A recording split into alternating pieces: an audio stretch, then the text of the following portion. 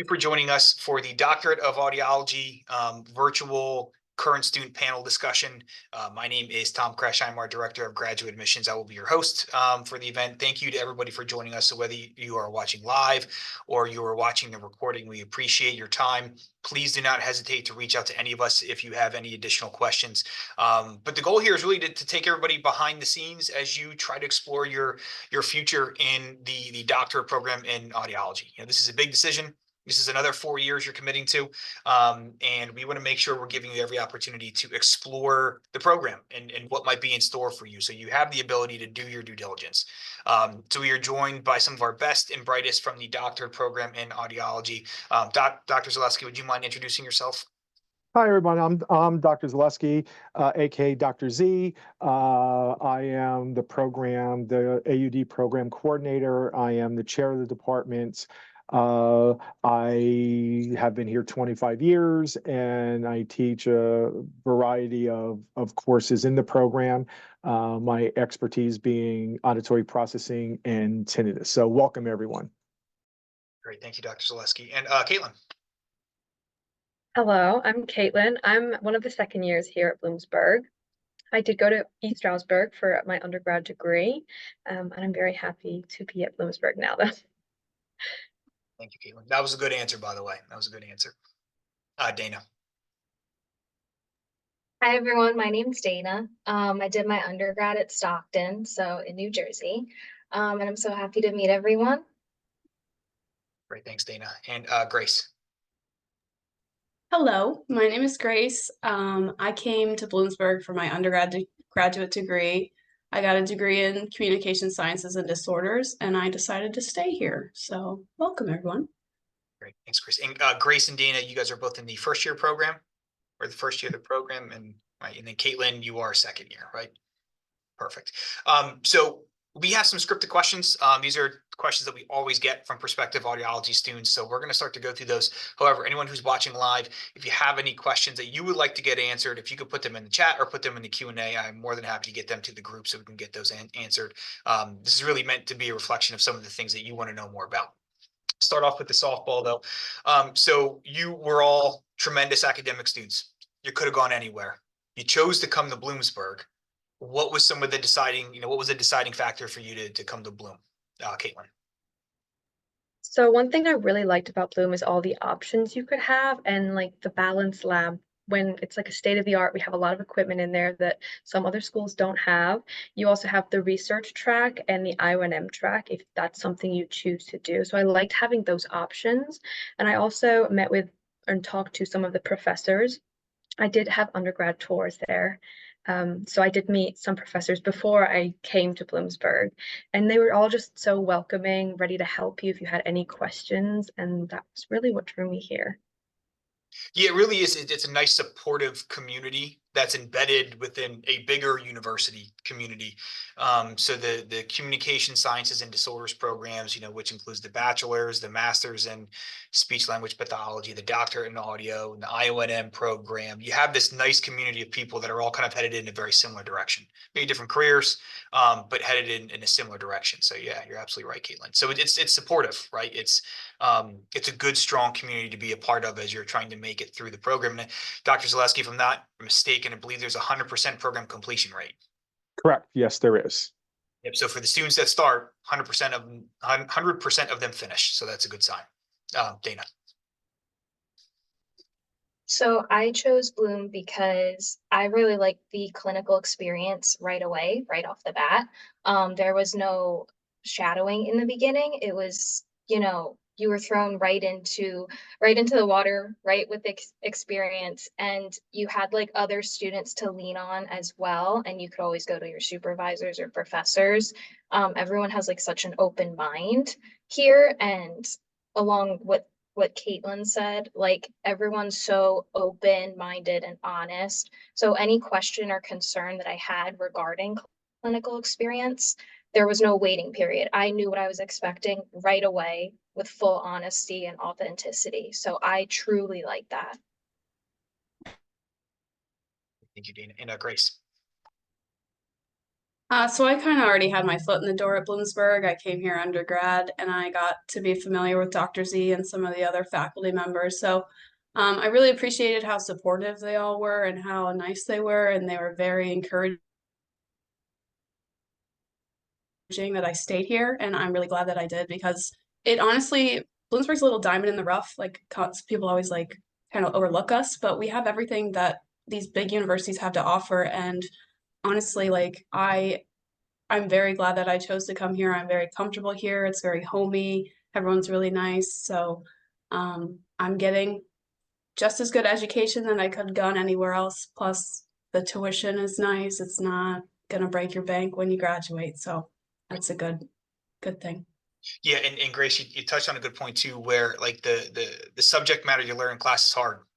It's not easy. It's a doctorate level program. It's supposed to be hard. So that really makes it even more important when you've got faculty that are understanding. And while that doesn't make the coursework any easier, it makes it more supportive and therefore more likely to do well. It's kind of like having good bedside manner, working in the medical profession. It's nice to have a doctor who's got good bedside manner. I think the same rule would apply to professors. Grace, you also talked about, same type of experience you would have gotten at any other doctorate program that you applied to. Dr. Zaleski, you always make a habit of mentioning this too, where, we have the same 100% placement rate. Students, our graduates are doing every bit as good as every bit as well in their profession as a student from a program that may have like quote unquote a brand name program, and they're probably a little more in debt because of that brand name. Is that accurate?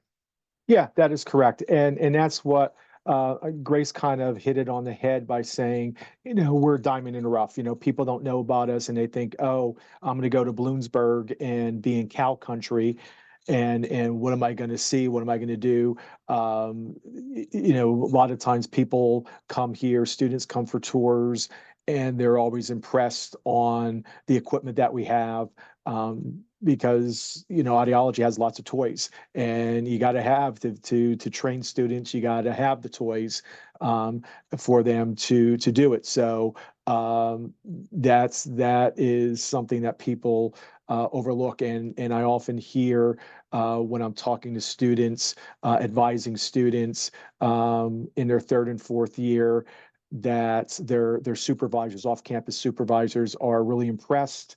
A lot of times I'll hear through the grapevine, they've been told whenever a Bloomsburg students pop up, they will more than happy to take one of the Bloomsburg students because they are well trained. And I think that comes down to, as Dana indicated, the clinic experience. You're in clinic from the first semester. So it's not second or third year or fourth year. It is the first semester where you start that, and you're giving the support, but we let you, as you get more comfortable, we let you move on your own and take more and more responsibility as you become more independent and become more skilled.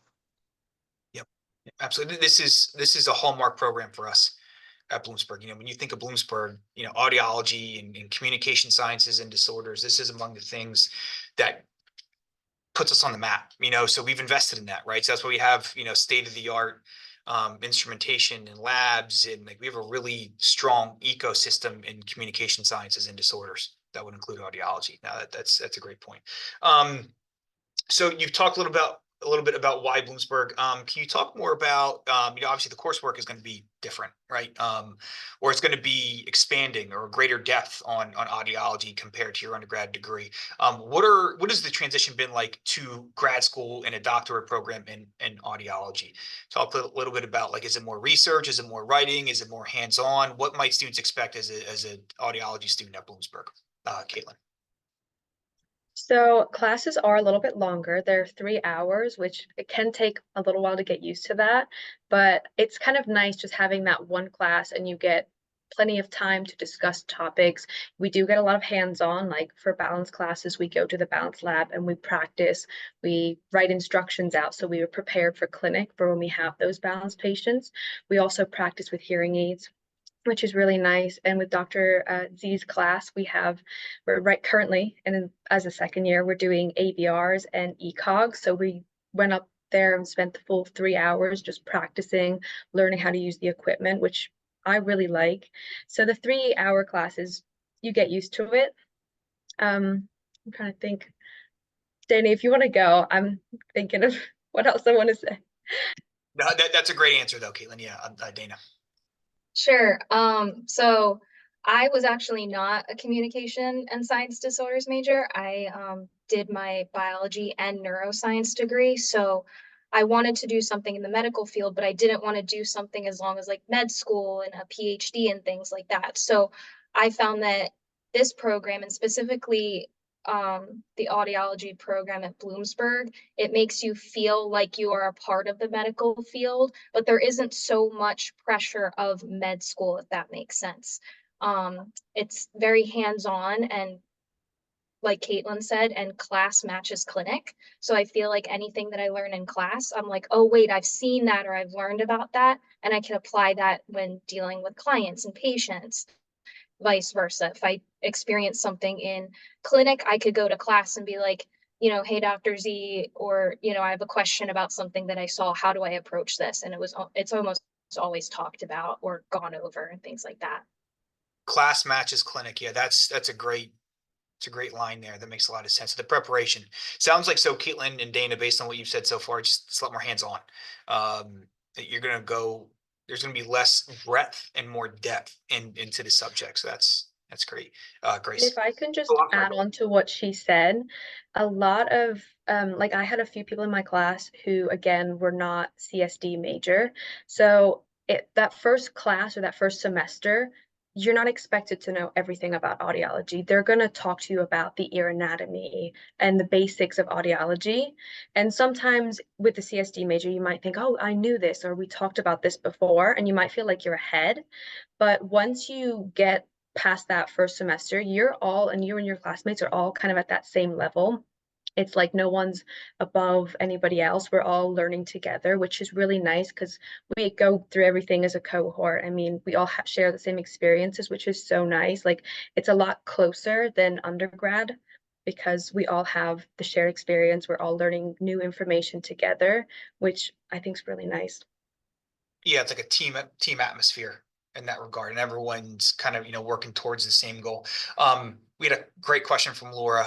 Caitlin, to clarify, you had mentioned that one class, quote unquote, that one class. Our class is on a block schedule. So we usually have 4 classes a semester, but one of those classes is a clinic class, and that's usually about an hour. So in that, we'll talk about things we're doing in clinic. So with Dr. Z, like a different professor teaches that every semester. So with Dr. Z's, we would bring in a patient and like we would talk about what we did, how we figured out what was going on, and we can discuss in more detail of what could we improved on. So each professor teaches that clinic class differently. Then your other 3 classes are 3 hours and it's one day a week. So that's a scheduled, it'll be the same for that whole semester. So currently I have a class on Monday, Tuesday, and then I have clinic on Wednesday and then a Thursday evening class. So for the whole semester, that's going to be the same, but I just have different classes each day, if that hopefully answers your question. That's good to know. And all right, yep, Laura said yes. All right, great. Thanks, Caitlin. And Grace.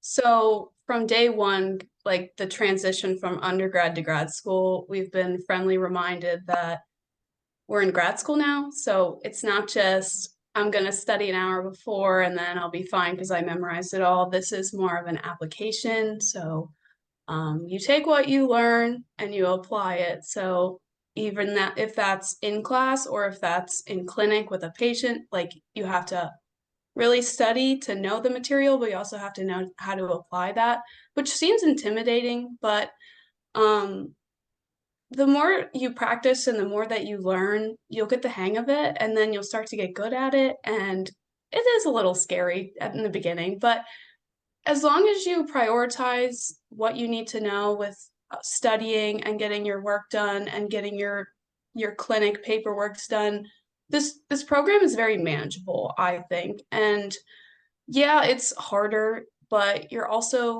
surrounded by people who are doing the same thing. And our first years are very lucky. There's 16 of us, so we have a lot of support and we all work together. Even the second years too, they're there too. because there's only 2 of them. So we appreciate you guys, but it's just nice that we all work together to complete the common goal. Like, this isn't a competition anymore. This is, okay, we're in grad school, we're all going to work together to eventually, like, we're all going to be audiologists at the end of the day. So it's just nice that you have this little group that, yeah, we'll struggle together, we'll get it done together, but it's manageable. It's not. Yeah, it's not a zero-sum game, right? It's not like you're jockeying for a position to be the number 1 student in your graduating law school. It's like, no, we're all trying to get to the end game here. We all want to do as well as we can. And at the end of the day, you're dealing with patients. Danny, you had mentioned earlier, it's not medical school, but it's in the medical field. It's kind of like med school adjacent almost. So there's a lot at stake here. So that's important to keep in mind too. So that's why, the preparation you get, the class to clinic approach, I think is great. You've mentioned clinical experiences a couple times so far. When we talk about clinical experiences at Bloomsburg, can you define what that means? Like, what are you doing in a clinical experience, especially as a first year, as a second year student? What can you expect? Caitlin. So we have 4 hours a week for your first 2 years. So you'll have a designated either morning or afternoon where you go in every day or every week. So I have Wednesday morning currently. So every Wednesday morning I go in, I calibrate all the equipment, and I get ready for my patients. And then we see a variety of patients. Like, we've seen balance patients. We've seen tinnitus patients with Dr. Z, which is really nice. That's an amazing experience. And we also see a lot of hearing aid patients. So we get a lot of hands-on with hearing aids. We also are lucky enough to have a few cochlear implant patients, which is really cool. We get to learn more about the cochlear implant because that is something that's not too common. And it's really nice to see that in the clinic. We also do a lot of annuals, which is just a regular hearing test. So we get a lot of hands-on experience, a lot of different appointments. So you get something different every week, which I really like. It's a variety of patients. So you're never bored in the clinic. And one thing we should say is we do have an on-campus clinic, right? So this is all done at Bloomsburg, right? You're not traveling miles and miles or an hour to get to the clinic like that. That's all housed here at the university. And obviously it's an operating clinic where there are full-time staff members, but our doctorate students are also engaging in that as well. So, Dana. Yeah, so I also wanted to mention that when you do your clinical experience, you're not doing it like completely alone. You have like a clinic partner with you, and typically it would be, I think, like a second year or another like first year with you, so that like you can bounce ideas off, you can practice together. That just makes the experience much more comfortable, in my opinion. Like Caitlin mentioned, the variety of patients you deal with, like balance, cochlear implants, hearing aids all day, every day. You also practice report writing, and you deal with like a lot of like the business side as well, like insurance. And so you're not just, seeing a patient and, see ya, but you also get to see like the business and money side of things, which is also really important when you are a clinician. Yeah, and it seems like just hearing you all talk about this in previous experiences, that's kind of a missed part for some of these other opportunities that might be out there. Is there's a big job of being an audiologist, and part of that is seeing patients, and part of that is doing research. Part of that is, like, again, the business of audiology, which our students are going to be steeped in by the time that they graduate, and that will create some additional opportunities because of that. Grace. They pretty much covered it. We also have 2 supervisors, which are audiologists, Dr. John, Dr. Remetic, that they sit in on appointments, and they'll guide you, but you'll eventually learn to build on a skill and be able to do it on your own. They're just there to support you. But yeah, we practice a lot, and I think that they're building a practice little lab thing for the fall. So you'll even have more resources to make sure that you're practicing for the patients you're seeing. So yeah. Dr. Zaleski, would you be able to talk about the labs and facilities that we have at the Bloomsburg campus, as well as the new one that Grace had just referenced? Sure. I'll start with the new one. We're in the process of building a simulation slash practice lab. In there, we're going to have 2 booths. One booth will have one of our older audiometers set up, so students can go in and practice on each other for students, for labs, for classes. We also have a simulation piece of equipment called an audio Carl. It looks like a upper torso and head of a average adult with the average size ear of an adult, and it's connected to a computer, and different simulations can go in. So students have to go in and put headphones on and test the individual to figure out what's going on. So it's a means of more realistic practice. We are also in the process of buying an Otosim system. What it is, it's a simulation otoscopy practicing, where they'll be able to see a variety of different pathologies and have an otoscope and look in, and there'll be some hash marks where students can identify different aspects of it. So that's the sim lab. As I'm thinking here, on that same floor, we have our vestibular lab, which we have a video nystagmography system. We have a rotary chair. We are one of the few programs in the country that has a rotary chair. We also have a posturography system. Again, one of the few countries that have programs in the country that has a posturography system. Students do get chances to work with the equipment. Again, we're bound by our referrals that we get, but if they don't get a chance to see it, they are doing hands-on stuff with clinic and practicing on each other, and they have to do competencies to make sure they are competent in those. Also on that floor is our intraoperative neurophysiological lab that has a hospital bed, as well as a mannequin for students to practice how to place needle electrodes and regular stick electrodes on patients the right way, with various electrophys systems for auditory and cortical and visual and magnetic stimulation. So all that. Then if we go upstairs, we have 2 booths with 2 audiometers with various tests that they can do. In our 2 testing hearing aid rooms, we have middle ear analyzing systems, we have real ear systems, we have programming systems, we have otoacoustic emissions. In those, we've recently developed in the past year rather than having it in some different rooms, we've developed a separate hearing aid repair lab that has our repairs, where students take it and they can do repairs and work on hearing aids as they come in, as well as practice in there. In there also, we have a video Carl, where students can learn how to place tips in the ears, or oto blocks, or strumen management, and practice otoscopy, not otoscopy, ear mold impressions if they need be. Did I get everything, guys? I think I covered everything. So that's kind of it. So that's all the stuff that we have. And I should say, there is a video tour of the labs and facilities on the Audiology website, and there is a photo album as well that can provide some reference for what Dr. Zaleski was just talking about too. So if you wanted to take like an actual tour, view some of these things from the comfort of your own home, that ability exists there on the Audiology website, about halfway down the page.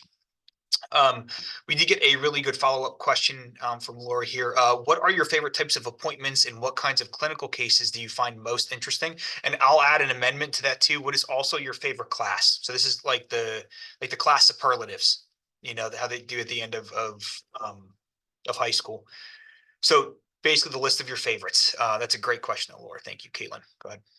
So my favorite type of appointments right now are hearing aid fittings. The first time you have one, it is a little nerve-wracking, because you are teaching a patient how to use their new hearing aid, and that technology is still new to you.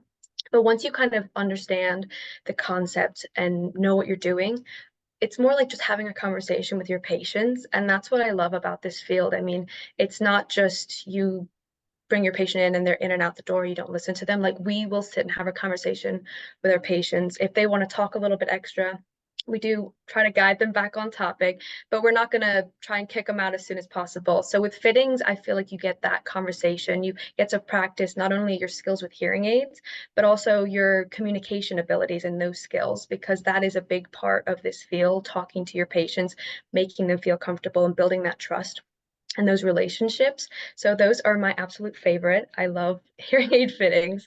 And that kind of goes along with my favorite class. I love my hearing aid classes. You have two. I believe Dr. Shake teaches both of those. And you just get a lot of hands-on with that. Hearing aids, I've always liked hearing aids, even in undergrad. That's kind of what drew me to the field of audiology. So those are my favorites. And my most interesting. Let me think. So I did have a patient.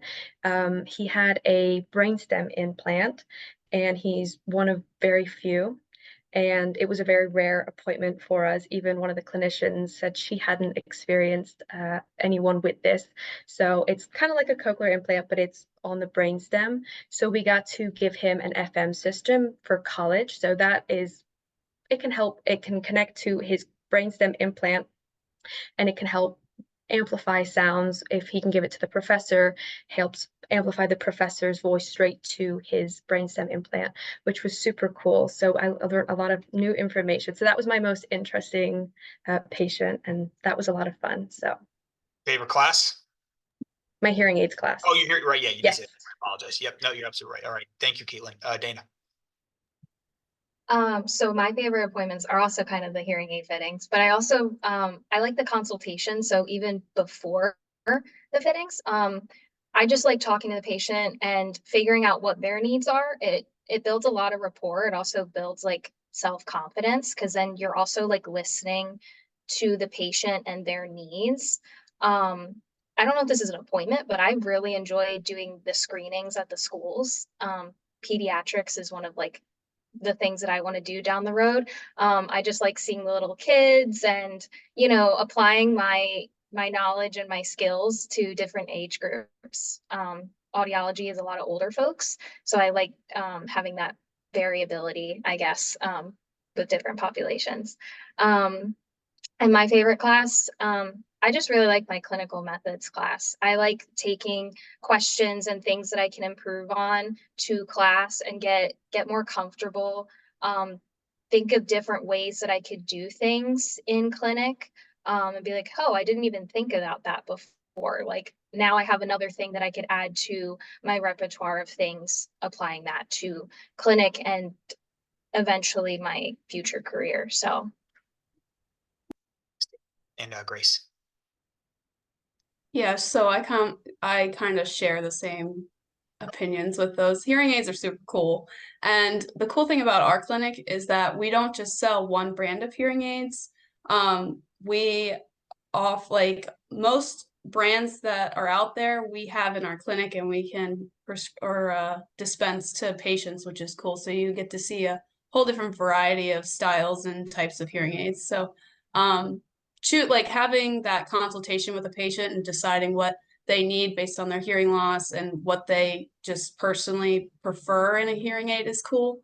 But I also like just the initial patients that come in and they don't realize like how severe their hearing loss is, and it's like very eye-opening to them to see like, oh, I didn't realize like my hearing loss was this bad. Like after you test them and you counsel them, obviously they're struggling a little bit, but the coolest thing I got to see, it was like one of my first weeks in the clinic, I got to see a newborn hearing screening, which was really cool. This little baby came in, we did a screening on him, so that was pretty cool. And my favorite class, I really like the balance class we're in. It's really cool to see how your inner ear and balance is all connected with the same like anatomy. That's kind of cool. So that's something that maybe I'll like when it comes to clinic, like balance patients, but we'll see down the road. I haven't had one of those yet. But yeah, it's cool to just tie everything into class, what you're learning, to clinic. That's a great point. We have a good question here from Julia. And this is probably more for Dr. Zaleski. But can you talk about the fourth year externships, and do the students identify those, or are the students placed? Sure. Fourth year externship, we ask the students to identify their site because we don't know where the students' interests lie, what they want to do. So they can select wherever they want. Now, that being said, we are here to provide guidance. I get emails when it gets closer to it from places all over the place, facilities all over the place, looking for fourth years or those things. And so I send them out to the students plus our people in charge of the fourth year experience. They know people and they can also guide people in a direction on what they want to do. So, but fourth year students can go any place. Last year we had someone out in a private practice in Washington State. We had someone in an ENT office down in Texas. This year, I know we have someone at Mayo Clinic down in Florida. We have someone, I believe it's at Georgia University ENT. So it's down in Georgia. We've had people the past 2 years down in Florida, West Virginia. We've had people in the past up in Maine and New Hampshire. We've had people out in Michigan. By far, most of our students tend to, because most of our students come from Pennsylvania, New York, New Jersey, Maryland, and that's where people tend to go the most. But by far, people have gone all over the place. So it depends on where you want to go. Hope that answered the question. Yep. And Dr. Zaleski, typically, how are students figuring out where they want to go? So you gave a wide variety of places. Like, what's pulling them there? Is it major hospital networks? Is it private practices? Like, generally, what are students looking for? It depends. Everybody has a different thought process. Everyone has a different way of telling people what to look for. There are some students who want to say, okay, I want to go to a place where I get a wide variety and I can hone my skills in everything. And so I'm going to look for a place like that. Some places may say, you know what, I didn't get enough experience with XYZ, and I want to go find a facility that has this going on. Or, oh, I know I want to work with kids, I want to work with adults, I want to work in a VA hospital setting. And so then they target those types of things, or private practice. So it really depends on the individual's interest. And that comes down talking to the faculty, the supervisors to kind of guide you, and you need to make the best decision for you because you never know where you're going to end up. So obviously I'm kind of giving my hand away. You know, my experience is go to something where you're going to get a wide variety of experiences to hone your skills, or if there's an area where you feel like you need a little bit more experience with, go that route. That's my recommendation. Great, thank you. Have students been able to get VA externships? That's a good question. Yes. We do have some contracts with VA externships, but yes, students do get placed in VA externships. It really depends on where they want to go. Sometimes it gets a little bit, I don't know what the word I would say, gets a little bit difficult because sometimes they may have a different start date or things, those types of things. But we work and do our best to try to get students. And the other thing you got to keep in mind, some places are competitive, and they're looking for the strongest students to take. So you may want to go to a VA or a certain hospital, and it's a competitive process where you got to submit your application and they interview you and those types of things, and they only select one or two students. So that's the other thing you need to keep in mind. Thank you. Is there a separate clinical experience for the IONM track, or is it built into the fourth year externship? No, we do have a separate, it's specialty care down in Lehigh Valley, who take our fourth years or our third and fourth year students for IONM if they are interested in that. So yes, there is a separate externship. What we do find is some students decide, well, I want the courses, but I don't know if I want to go all IOM or I want some audiology. So what we recommend is, and actually specialty care has recommended this to us, if you're not sure, do audiology in the fall, then do IOM in the spring. And then if you like it, then you can roll into the summer and then your fourth year with that. If not, you can go back to audiology. So we have that happen at times also. Great. Thank you, Dr. Zaleski. That's a great question. So we've talked a lot about the academic experience. And granted, that's the most important part. It's the reason why you're going to a doctorate program. But there is a component of this where you're going to be living in this area for, 3 or 4 years. And you're probably wondering, well, where do I live? What do I do? What's the campus like? Those are great questions as well. So for the students, can you talk a little bit about some of the, your experience in the community, some of the housing options, almost like what are you doing when you're not studying or, doing homework or in the clinic, what's the life of an audiology student like? Caitlin. So when I started looking for places around here, there are a lot of apartments because it is a college town. But there's also a few bigger apartment complexes. There's Honeysuckle. I know Lionsgate is a big one. And a lot of people go there and they're really nice. They're maybe, I think Honeysuckle's right across the campus. There's a bridge. So that's really nice. I know people enjoy that little bridge because it takes you right onto campus. Lionsgate is maybe 7 minutes away. So a lot of places are within like 10 minutes of the university, which is really nice. It makes it convenient for going in. Like if you needed to go in for practice in the evening, you don't have a 30-minute drive when it's dark outside. It's just down the street, which is really nice. So when I'm not in class or doing clinic, a lot of us have GA positions. So all three of us are actually Dr. Z's GAs. So we have work for that. I also have a job outside and of campus. I don't work too many hours, but it just gives me a little bit something to do and also that little bit of extra income, which all of us need. I mean, we're grad students. We love a little bit of extra cash. So I do that. And I live pretty close to home, so that's really convenient. I feel like Bloomsburg is right in the middle. It's close to a lot of places. So sometimes weekends I'm able to drive home, go home for the weekend and then come back. It's not too far of a drive. So I really like where Bloomsburg's placed. It's right in the middle of everything. It's a geographic anomaly, right in the middle of everything. Yep. Thank you. Yeah, so Caitlin touched on pretty much the apartment complexes here. As someone who's like out of state, finances were like really important to me. I didn't want to pay so much money, not only for being an out of state student, but also like worrying about rent. Where am I going to live? If I had to commute, then there's more money I have to put into like my car and parking passes. So I found that right near Bloomsburg, it's very like it's a small town. And a lot of people are just very like friendly and open-minded. Like, hey, I'm a college student, can this be accommodating to point A, point B, to class, eventually going to be going to, third year externship or fourth year externship. And that's also very important. I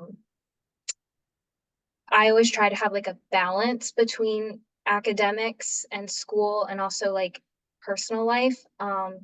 Because your whole life can't be school. So like I like to work out. There's a rec center near here, so like I'll work out there. I'll just find little things to do around here with my friends. Just keeping the stress down helps a lot, makes you appreciate the program more. But yeah, just making sure that you have a balance between your academics and work.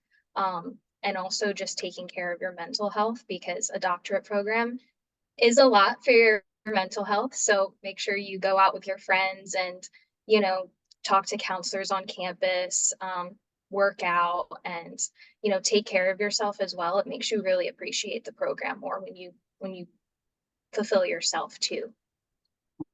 Yeah, thank you, Dana and Grace.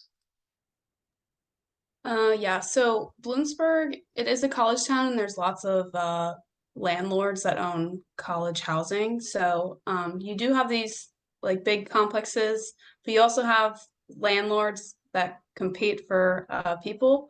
But if my recommendation is if you find a place or a landlord that you think you like and they have nice properties, give them a call and say, hey, I'm a grad student, because grad students usually aren't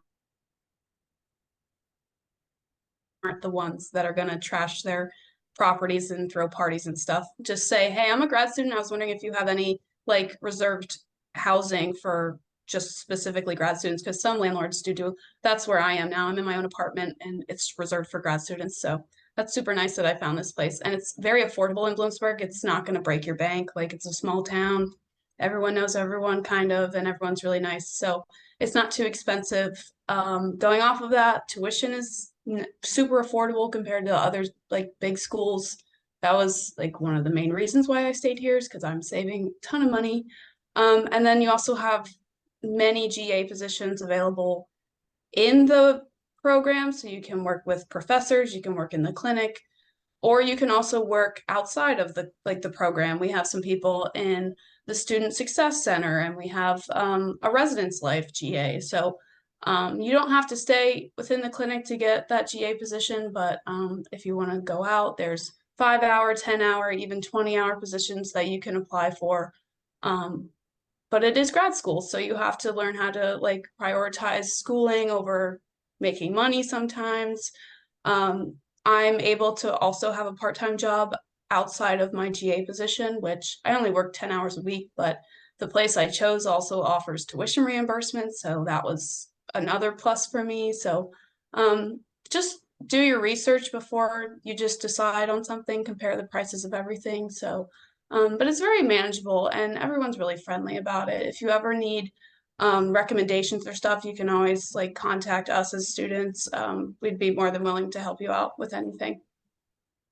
Yeah, and Yeah. oh, sorry, go ahead, Dr. Zaleski. That's what I can say is I know a couple of landlords in the area, and kind of like Grace had said, they love our students. And when I run into them, they always say to me, "Hey, any of your students need housing?" Because they'll rent to our students before they'll rent to anybody else, because we just have good students. They don't make a mess. They're here to study, and they do a good job. So that's why they like our students so much.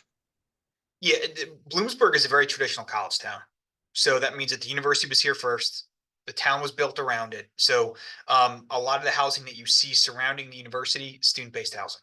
There are a lot of apartment complexes. There are also a lot of individual housing opportunities, kind of dependent upon what you're looking for. Just about all the student housing is going to be very conveniently located to our campuses, so it's easy to get there. It's easy to get to the clinic. And I would consider Bloomsburg to be kind of like an upscale small town. I always tell people it looks like a Norman Rockwell painting of a college town.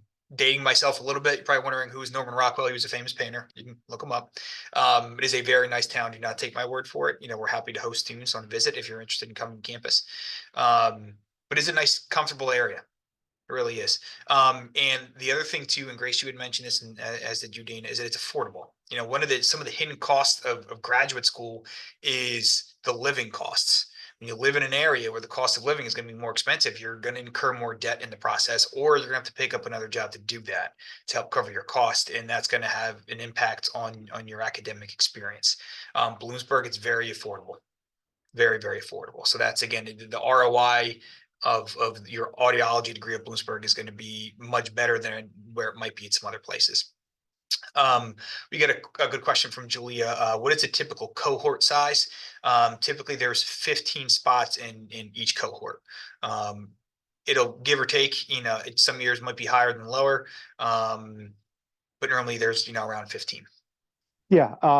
And over the years, from being here for so long, I would say we probably average out to around 10 a year, right? Give or take. So sometimes we have a couple more, sometimes a couple less, but if we would probably average them all out, we'd probably come out to about 10 a year. Yep. In Dr. Zaleski, I would imagine a lot of that is kind of determined by the academic profile. Like typically, you're looking for high achieving students. If you've been admitted, it's because you're probably a pretty good student. That's correct. You know, my philosophy is, you know, quality breeds quality. And if you bring in quality students, you guys are going to do better. Actually, you even challenge us. You ask better questions. You keep us on our game, which makes us, you know, challenge you more. And when you go out, you represent us better. So that's my philosophy. You know, quality breeds quality. Absolutely. That's a great question. Also wanted to mention something. Tom, maybe you can, Mr. Crush anyway. Tom's I fine. I think that if you live within a mile of campus, you can't get a parking pass, which there are ways to get around that. But personally, like I live 2 blocks away from campus, so I walk every day.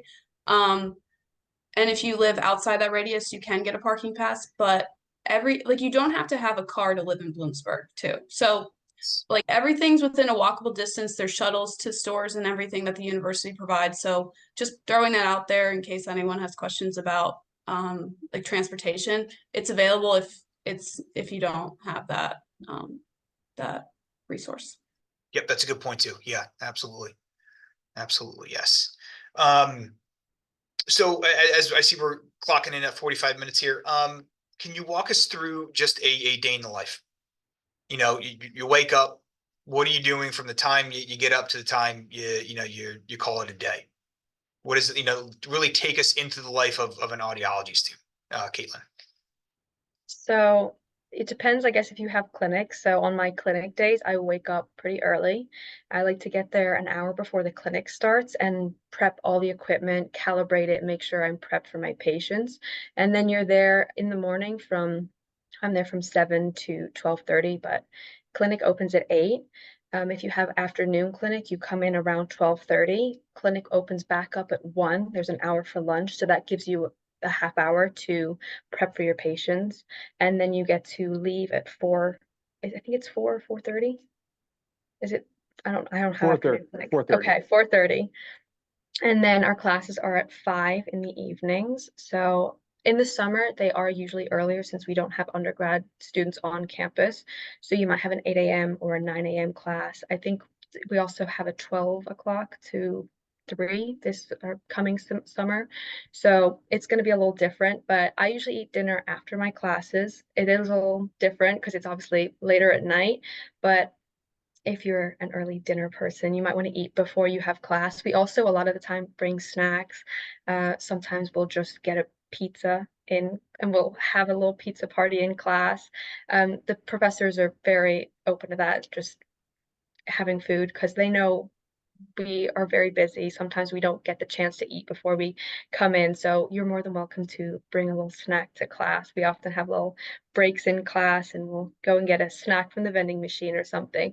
But we also do a lot of GA stuff. If you have a GA position, you can meet with the professor or you can work on that on your own in your apartment or you can go to the library. So the day varies, but that's typically the day. I also have work, so that also depends on my schedule. Trying to think. Also, sometimes we have meetings. This week we actually had a hearing aid company come in and give us a talk. So sometimes we have additional meetings. They always try to fit those in around our class schedule.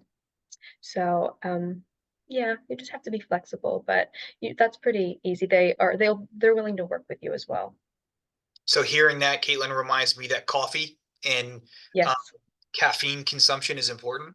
There is Yes, there's a Starbucks very there's a close Starbucks, and to our building. there is So also a Dunkin' Donuts too. yes.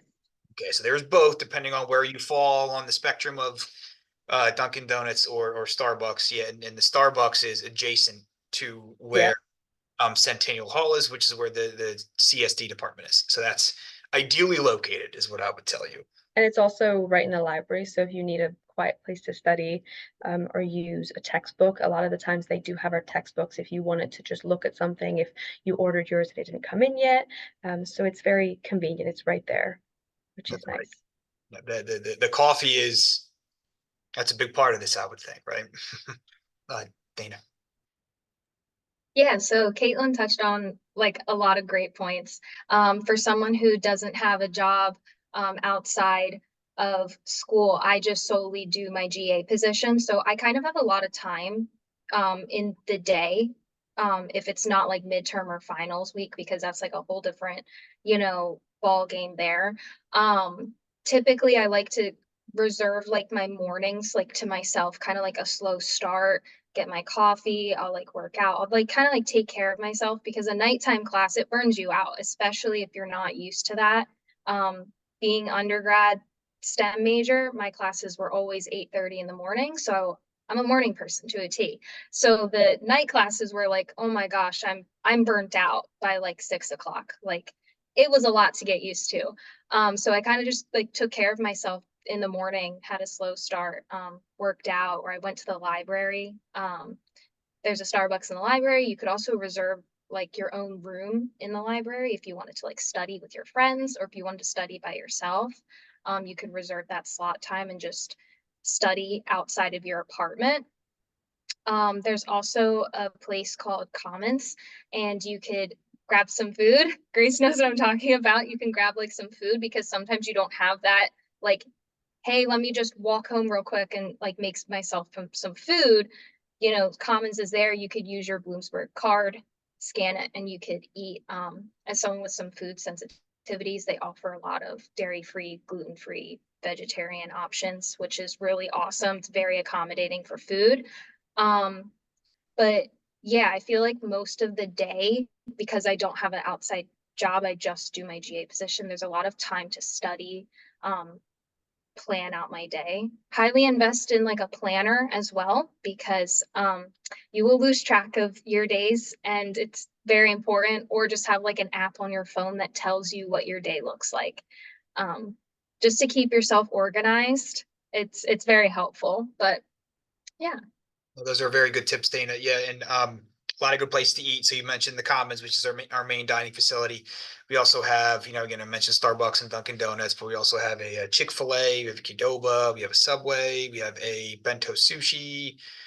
We have around 10 or 12 different places to eat. You certainly will not go hungry. I promise you that. Grace. Yeah, if you ever need any food recommendations, come talk to me, because there you go. I'm an expert. But yeah, every week is a little bit different, but the majority of it is you do your paperwork before you see your patients, you do your clinic day, and then you have the next couple days to finish your stuff from the patient you saw. And then you're also studying, and you're going to class at night. But you have more free time than you realize. I spent a lot of time in our workroom, which the audiology students have a designated computer lab, which has a printer, and all of our computers have the software that we can write reports in. I also study in there a lot. I get a bunch of GA work done in there a lot. So it's just nice that we have our own little space to get a lot of work done. So I'm in there pretty much 3 times a week, maybe 4, just depending on if there's more of a workload. If I'm studying, we do a lot of group studying in there before midterms, before finals, and that kind of stuff.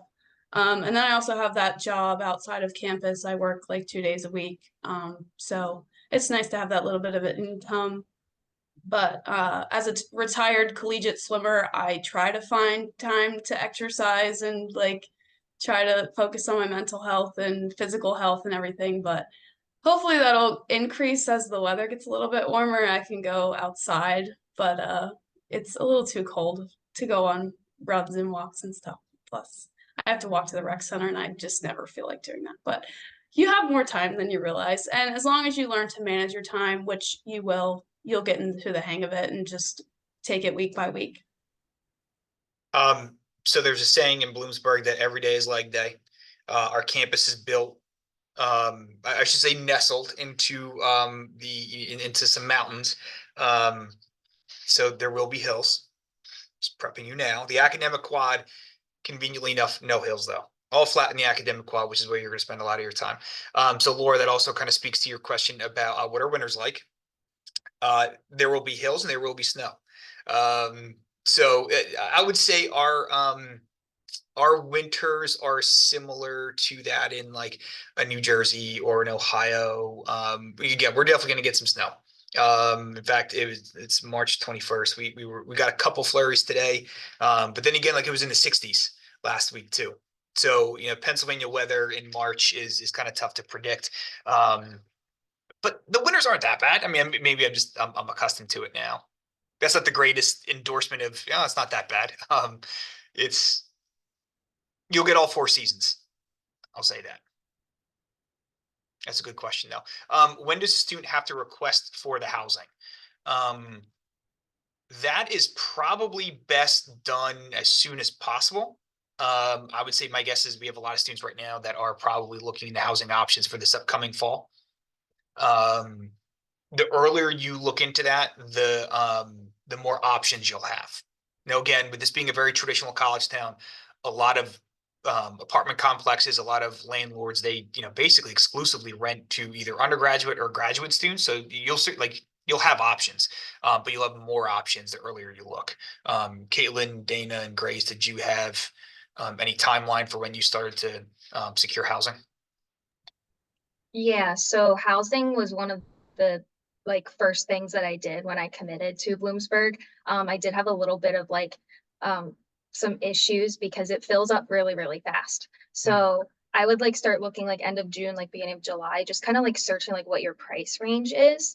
And especially how far you would be willing to travel as well. Whether you do have a car or if you'd need to take a bus or a shuttle to campus as well.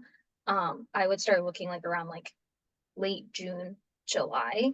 And I didn't move in until August as well. So just knowing ahead of time just eases the stress of moving and things like that. We have a website that is dedicated to off-campus housing, which is facilitated through our Dean of Students office. That might help provide some clarity in some of the options that are out there of some of the off-campus housing options that the university has vetted and know are close to campus. Yeah, thanks, Dana. Grace or Caitlin, did you have anything to add there? I think I started looking a little bit earlier, but I like to be prepared. So I started looking, I was in East Stroudsburg, which is only about an hour away. So that was allowed me to actually come down. I toured a few places, drove around town, tried to get familiar before I actually moved here. So I started looking probably around this time, just so I was extra prepared, but I didn't have to start submitting the applications until a little bit later. But I just like to know my options before I came. It's a good idea. Thanks, Caitlin. Grace. Also something to keep in mind, landlords, especially in the town, they charge per semester, not by month. But when you're looking for apartments, especially for your first and second year, make sure that they're okay with you living there in the summer, because we will be here in the summer. So that's just something to keep in mind too. Yeah, it's true. Yeah, it's year round. Yeah. Yep, that is true. I was honestly, I forget about that sometimes too, because a lot of semesters you have off during the summer. Doctorate programs, it's not really the case. It's a good point. Laura had a follow-up question. How many inches of snow would you estimate? That's a good question. Let me say this. It's rare that we get enough snow that it would warrant the university closing for any reason. We're used to the snow here, I guess is what I'm trying to say. I would say what we would consider to be quote unquote a lot of snow. This is more just my own perspective, is more than 4 or 5 inches to me is a lot of snow. We've had some snowstorms that's over a foot. We've had, dustings in March. Dr. Zaleski, did you have any input there? Yeah, I would say, I mean, with climate change thing, we're seeing less snow. Like last year, I don't think we had more than a dusting. And this year, I think we've maybe only had 2 storms where we had 3 or 4 inches. So it hasn't been bad. I would say, yeah, somewhere around, 3 to 4 inches typically when we get, so we don't get 18 inches at a crack. Not saying that we can't, but typically that does not happen. Yeah, and honestly, we've been seeing a lot of student interest from the Carolinas and Virginia and further south on the southern or on the eastern seaboard. So that's a question we've been getting a lot more. And yeah, it's not like what you would see in New Hampshire or Maine or even upstate New York. It's not nearly that severe. Again, you do get in Pennsylvania a good taste of all 4 seasons. And each season is nice and typically compartmentalized into 3 months. and then you're on to the next one. So it is nice. You get a little bit of everything. But that is a good question. If I could just, oh, sorry. yeah, no, go Can I ahead. just add to that? We do get winter semester off, unless you have a well, you don't have, sometimes, I'll restart. Our GA positions are summer, fall, and spring. So we don't have that over the winter semester. We also don't have class or clinic. So a lot of our students actually go home for winter break. We usually get about a month, maybe a month and a half, depending on how the schedule's laid out. So a lot of the time we miss some of those big snows, which is nice if you go home. And then when we come back in January, it's more mild. It's still a little cold, a little windy since we are up in the mountains, but I would say, again, with the snow, we don't get too much.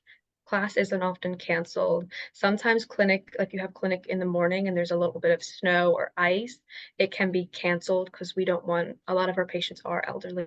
We don't want them risking coming in and slipping and falling on that ice. So sometimes clinic will be canceled, but most of the time by the evening for class, it's all cleared and you're ready to go to class. So that's just my input. Most days are like sweatshirt weather, I would say, like sweater weather. You know what I mean? Like between the spring and the fall and early winter. And yeah, it's a good question. When are the praxis exams taken? We recommend, because what you got to remember, the praxis, what they're looking at is the theory and by the book. So we recommend student take it at the end of the summer of their third year or early in their fourth year. Because when you go out, and I often say this, it's not that what you're doing in clinic is wrong. It's just that it's not by the book. And so you may have a question, and I've heard a lot of students say this to me, who've taken it, in the spring semester. Geez, I wish I would have taken it earlier, back in September or August, because I forgot some of those theories. And so we recommend students take it end of the summer, beginning of the fall, but some students wait a little bit longer, and everyone is different, but that's when we recommend taking it. Yes, thanks, Kieran. That's a great question. All right. So we're at about an hour. Are there any final questions before we wrap up? This has been great, and honestly, everyone's asking tremendous questions because these are the things that I would imagine I would want to know, as I'm looking at making a fairly big commitment. And honestly, this can be the beginning of the conversation. This doesn't need to be the end. You're more than happy to reach out to Dr. Zaleski or myself, or any of our some of our current students. We're happy to help in any way that we can. Like I said, we have a number of other like pieces of collateral on the website too. If you wanted to do the video tour of the facilities, or if you want to learn more about the IONM program, we have a virtual info session that we recorded and posted there. We have virtual tours of the entire campus. That's available on our website. So there's a lot of ways to engage. If you're interested in learning more, we are happy to facilitate visits as well too. So if you wanted to come to campus and explore the Audiology Clinic, and you want to take a look at the classrooms and see what the campus is like, all you have to do is just email me, and I'm happy to help facilitate a visit with Dr. Zaleski. When he's available.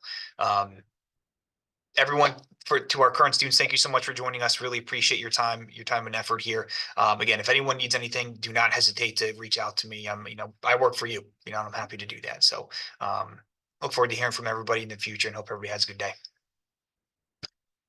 Everybody.